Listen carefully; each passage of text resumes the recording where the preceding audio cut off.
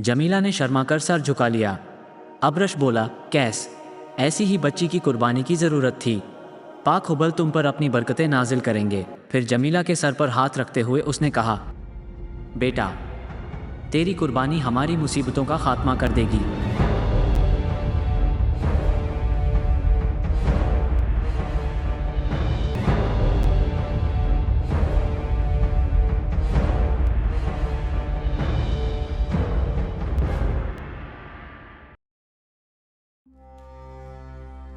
बिस्मिल्लाहिर्रहमानिर्रहीम। रसूलुल्लाह सल्लल्लाहु अलैहि वसल्लम की मुबारक ज़िंदगी, विलादत से लेकर फ़तह मक्का तक। पिछले एपिसोड में हमने देखा नबी सल्लल्लाहु अलैहि वसल्लम की आमद पर मक्का में बुतों का मुंह के बल गिर जाना, अब्रश नाम के काहिन की तरफ से मक्का में तमाम बुतों के रुस्वा होने की खबर देना और इससे बचने के लिए एक लड़की की कुर्बानी मांगना। अब देखते हैं आगे। माबूदों को खुश करने लड़की की कुर्बानी। सब डरे हुए और सहमे हुए थे। अब्रश ने कहा, तुम्हारे माबूद कुर्बानी चाहते हैं। कुर्बानी देकर आने वाले फितने से अपने को बचा लो। उमर अब्रश के सामने खड़े थे। उन्होंने कहा, किस चीज़ की कुर्बानी दें हम? अब्रश ने कहा, इसका जवाब भी खोपड़ी देगी। लोगों की निगाहें फिर खोपड़ी की तरफ उठ गईं। उन्होंने देखा कि यकायक मोटे लफ्जों में लिखा हुआ नजर आया, एक 10 साल की खूबसूरत लड़की। सब ये देखकर ताज्जुब में पड़ गए। अब्रश ने खोपड़ी को बोसा दिया और आम लोगों को खिताब करके कहा, मेरे इल्म ने मुझे ये बताया है कि वह आदमी अपनी लड़की को कुर्बान करे जो पहले अपनी 9 लड़कियों को जिंदा गाड़ चुका हो। अरबों में लड़कियों को जिंदा गाड़ देने की रस्म आम थी। संगदिल और बेदर्द बाप अपनी मासूम बच्चियों को जिंदा गाड़ देते थे और इस पर बड़ा घमंड करते थे। अक्सर लड़कियां तो पैदा होते ही कत्ल कर डाली जाती या जिंदा दफन कर दी जाती, पर कभी कभी ऐसा भी होता कि जब लड़की बड़ी हो जाती, मीठी बातें करने लगती, तो बेदर्द बाप पहले गड़ा खोद आता और फिर लड़की को अच्छे कपड़े और जेवर पहनाकर बस्ती से बाहर ले जाता। उसको गड़े के किनारे पर खड़ा करके धक्का दे देता। लड़की चीखती चिल्लाती खुशामदें करती, पर जालिम बाप उसकी आवाज़ पर तनिक भी ध्यान न देता, बल्कि ऊपर से ढेले मार मार कर मिट्टी डाल देता और इस तरह अपने कलेजे को जिंदा गाड़ देता और वापस लौट आता और इस संगदिल रस्म पर बड़ा घमंड करता। 9 बच्चियों को जिंदा दफन करने वाला बाप। अब्रश की बात सुनकर एक अधेड़ उम्र का आदमी बोला, आज मैं पूरे फक्र से कहता हूँ कि मैं अपनी 9 लड़कियों को जिंदा गाड़ चुका हूँ। खुशकिस्मती से मेरी 10वीं लड़की मौजूद है। उसकी उम्र परसों 10 साल की हो जाएगी, तब उसे दफन कर दूंगा। क्या वो लड़की कुर्बानी के लिए मुनासिब है? अब्रश ने उस बदू को देखकर कहा, कैस, तुम वाकई खुशकिस्मत हो कि अपनी 10 साल की बेटी को जिंदा दफन करके अपने मामबूदों को खुश कर लोगे और तुम्हारे इस कारनामे पर दुनिया रश्क करेगी। कैस बिन आसिम का बनी तमीम कबीले से ताल्लुक था। वो बड़ा संगदिल था। अपनी 9 लड़कियों को जिंदा गाड़ देने के बावजूद वो 10वीं लड़की को जिंदा गाड़ देने पर तैयार हो गया था।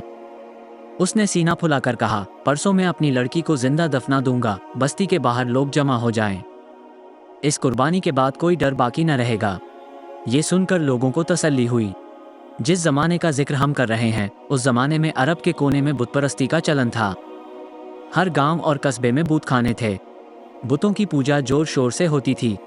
बहुतों ने तो ऊंट की खालों के बुतखाने बना रखे थे। जहां जाते इन बुतखानों को साथ ले जाते और बुतों की पूजा करते। कैस बिन आसिम बड़ा खुश था। खुशी की वजह यह थी कि बैतुल हराम की भारी भीड़ में एक आदमी भी ऐसा न निकला जिसने अपनी 9 लड़कियों को जिंदा दफन किया हो। अब हर आदमी उसे इज्जत की निगाहों से देखने पर मजबूर है। खुशी से फूला हुआ वो मकान पर पहुंचा। मकान पर पहुंचते ही उसकी 10 साला लड़की उससे मिलने लपकी। उसने अपने छोटे छोटे नाजुक हाथ फैलाते हुए कहा, अच्छे अब्बा, तुम आ गए। मैं तो तुम्हारा इंतजार कर रही थी। बाप की मोहब्बत गालिब आ गई। उसने लड़की को गोद में उठा लिया, उससे प्यार किया।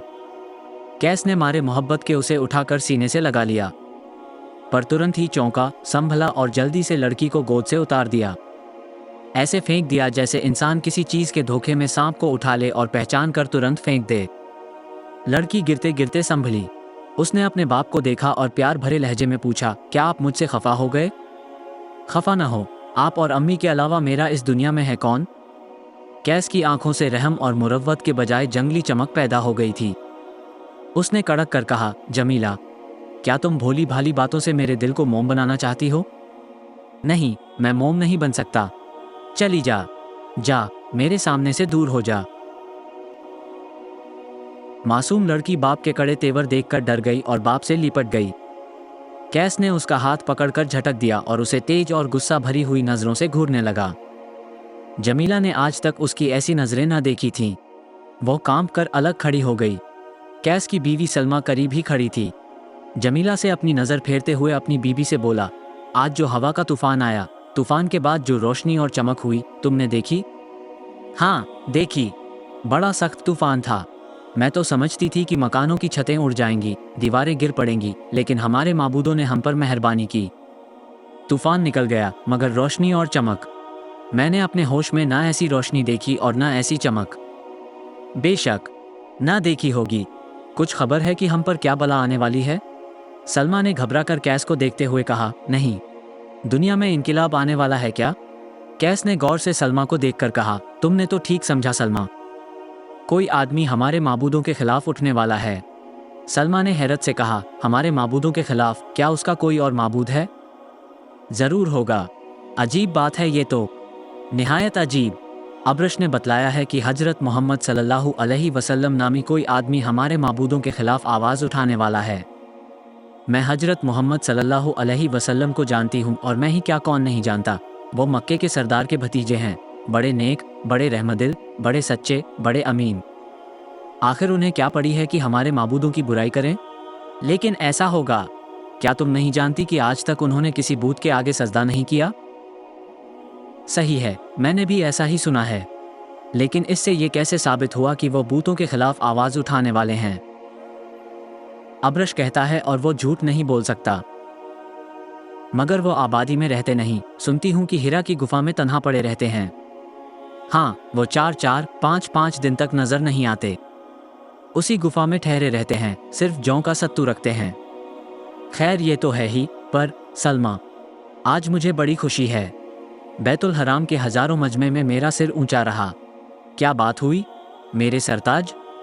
अब्रश ने आने वाले फितने को दूर करने के लिए एक तदबीर बताई है। उसने कहा कि जो आदमी अपनी 9 लड़कियों को जिंदा दफन कर चुका हो और उसकी 10वीं लड़की और हो, अगर वो उस लड़की को जिंदा दफन कर दे तो आने वाले फितने से निजात मिल सकती है। उस वक्त उस तमाम मजमे में एक आदमी भी ऐसा न मिला जिसने 9 लड़कियों को दफन किया हो। सब सिर झुकाए खामोश और शर्मिंदा थे। तब मैंने कहा कि मैं ऐसा हूँ। पूरे मजमे ने हैरत और इज्जत की नज़रों से मुझे देखा। क्या फ़ख्र की बात नहीं सलमा? सलमा का चेहरा फीका पड़ गया। वो जमीला से बड़ी मोहब्बत करती थी। कैस की बातों से वो समझ गई थी कि जिस जमीला को उसने सीने से लगाया, हज़ारों मुसीबतें उठाकर बड़े लाड प्यार से पाला, अब उसकी कुर्बानी का वक्त आ गया है। इस ख्याल से उसका दिल हिल गया, कलेजा मुंह को आने लगा, आंखों में आंसू आ गए। सलमा अब तक तो सब्र किए रही, लेकिन अब सब्र का दामन छूट चुका था। शौहर के सामने दोनों हाथ जोड़े खड़ी हो गई। बोली, मेरे सरताज, इस इम्तिहान से मुझे बाज रखो। मुझ बदनसीब के दिल में जमीला की शक्ल ने भोली भाली बातों ने जगह कर ली है। ऐसा लगता है मेरी जिंदगी उसकी जिंदगी के साथ जुड़ी हुई है। इसलिए मेरे प्यारे शौहर, जमीला को मेरे लिए बाकी रखो। कैस की आंखों से चिंगारियां निकलने लगी। उसने गजबनाक लहजे में कहा, कमक्ल औरत, लड़की की मोहब्बत में डूबी रहने वाली मूर्ख, क्या जमीला को जिंदा रख उसकी शादी करूं? किसी को अपना दामाद बनाऊं? कसम है लात व उज्जा की, ऐसा कभी ना होगा। सलमा ने रोते हुए कहा, आप जमीला की शादी ही ना करें, वो तमाम उम्र कुंवारी बिता लेगी।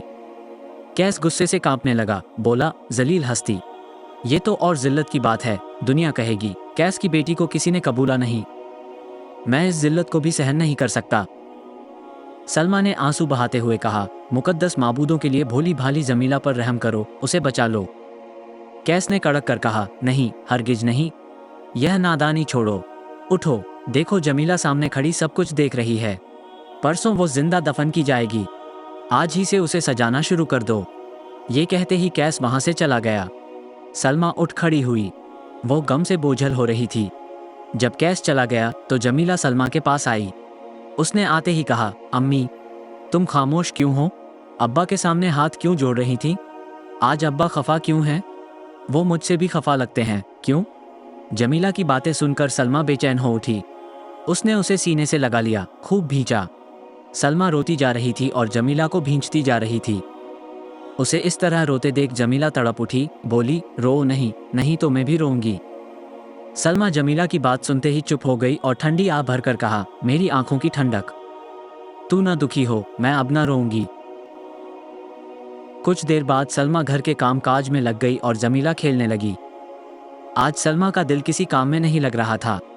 जब वो जमीला को देखती या जमीला का विचार आता तो उसके दिल में हक उठती, जमीला अब सिर्फ 2 दिन और जिंदा रहेगी। आंसू जारी हो जाते। बड़ी बेचैनी से उसने वो दिन और दूसरा दिन बिताया। तीसरे दिन दोपहर के वक्त जमीला को नहलाया गया। नहलाकर बाल सुखाए गए, सर में तेल डाला गया, कंघी की गई, चोटी गंथी गई। मासूम जमीला खुश हो रही थी। उसे क्या मालूम कि उसे मौत की गोद में देने की तैयारियां हो रही हैं। उस वक्त बहुत सी औरतें घर में जमा हो गई थीं। सभी हंस बोल रही थीं, लेकिन सलमा का चेहरा उतरा हुआ था और गम से निढाल हो रही थी। जब सूरज ढल गया तो कैस और उसके पीछे बहुत से आदमी उसके मकान पर आए। कैस के साथ जो लोग आए थे वे सब के सब शहर के जाने माने लोग थे। उनके साथ अब्रश भी था। ये सभी सीधे जमीला के पास पहुंचे। जमीला को घेरे हुए औरतें एक और खड़ी हो गईं। अब्रश ने आगे बढ़कर जमीला को देखा। जमीला उस वक्त बेहद खूबसूरत लग रही थी। बूढ़ा काहिन उसे देखकर हैरान रह गया। कुछ देर उसे टकटकी लगाए देखता रहा। जमीला ने शर्माकर सर झुका लिया। अब्रश बोला, कैस, ऐसी ही बच्ची की कुर्बानी की जरूरत थी। पाक हुबल तुम पर अपनी बरकतें नाजिल करेंगे। फिर जमीला के सर पर हाथ रखते हुए उसने कहा, बेटा, तेरी कुर्बानी हमारी मुसीबतों का खात्मा कर देगी। जमीला उसकी बात समझ ना सकी। भोला चेहरा और मासूम आंखें उठाकर उसे देखने लगी। अब्रश ने कैस से कहा, चलो जमीला को ले चलो। कैस ने कहा, जमीला चलो। जमीला ने पूछा, कहाँ चलें अब्बा? कैस ने कहा, हमारे साथ। जमीला उठ खड़ी हुई, वो चली। उसके पीछे सब चल पड़े, पर गम से निढाल सलमा के एक कदम भी ना उठ सके। वो चकराई, संभलना चाहा, ना संभल सकी, गश खाकर गिर पड़ी। सब जा चुके थे। मकान के भीतर कोई ना था जो उस औरत को संभाल पाता। भयानक कुर्बानी। कैस के मकान के सामने सैकड़ों आदमी खड़े थे। बहुत सी औरतें डफ लिए खड़ी थीं। इन औरतों और मर्दों में हर तबके के लोग थे। जिस वक्त जमीला को उन्होंने देखा, तुरंत हबल की जय, लात की जय के नारे बुलंद करने लगे। औरतों ने दफ बजा बजाकर गीत गाना शुरू किए। इन गीतों में भूतों की तारीफ थी, अरब और अरब के कबीलों की तारीफ थी। अब इस मजमे ने जुलूस का रूप ले लिया। सबसे आगे अब्रश एक हाथ में खोपड़ी और एक हाथ में हड्डी लिए, हड्डियों की माला पहने, सीना और कंधे पर बाल बिखेरे हुए जा रहा था। उसके पीछे काहिनों और आराफ की एक जमात थी। ये सभी लंबे ऊनी जुब्बे पहने हुए थे, जो इतने लंबे थे कि जमीन पर घसीट रहे थे।